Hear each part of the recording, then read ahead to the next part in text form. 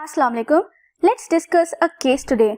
A female patient in her mid-20s reported with complaint of pain on food lodgement in her lower left region of the jaw since 2 weeks. So on clinical examination, it was found to be cavitated tooth number 35.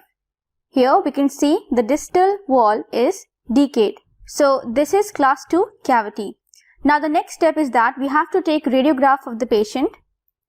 So this is the radiograph of the patient, and on radiographic examination it was found that there was sufficient remaining dentine thickness available. So this entire thing, this radiolucency here, this denotes the pulp, and above it we have this entire thing.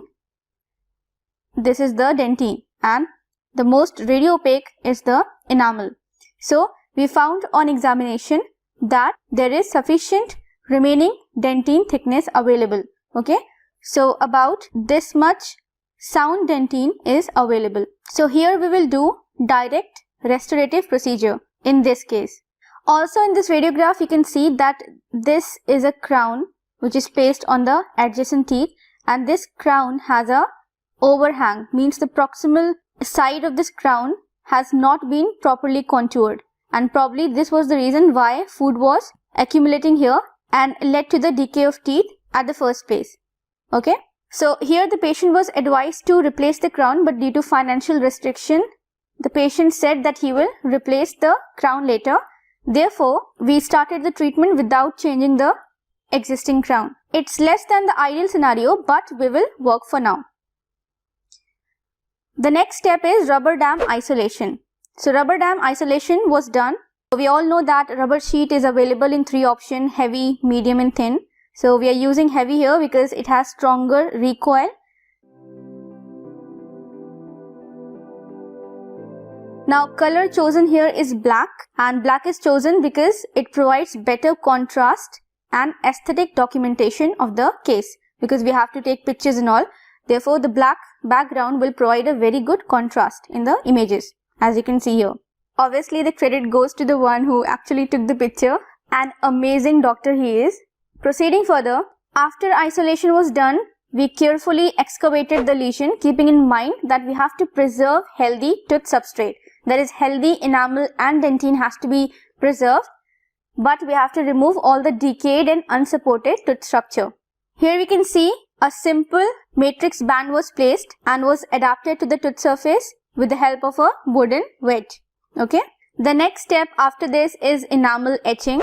So selective enamel etching was carried out on the periphery for around 30 seconds and on the dentine for 10 seconds, and then thoroughly rinsed. After rinsing, the tooth surface is dried using indirect air blast. Then we will apply the bonding agent and scrub on the tooth surface, and this was evaporated using gentle blow of air. Now here we are using composite as our restorative material. So I wish I had a video to show you all, but since we do not have a video right now, what we're gonna do, we are just going back to the radiograph.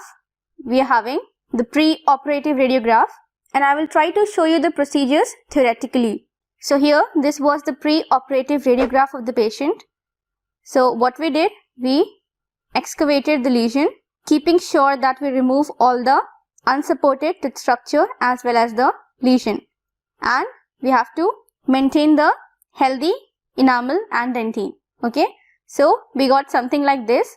Now what we're gonna do, we will place a drop of flowable composite and it is evenly distributed and cured. Then we will take a packable composite and we will build the proximal wall increment by increment.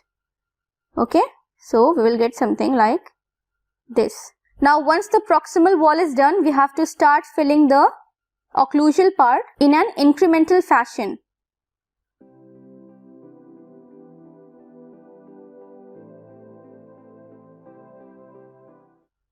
So we will get something like this.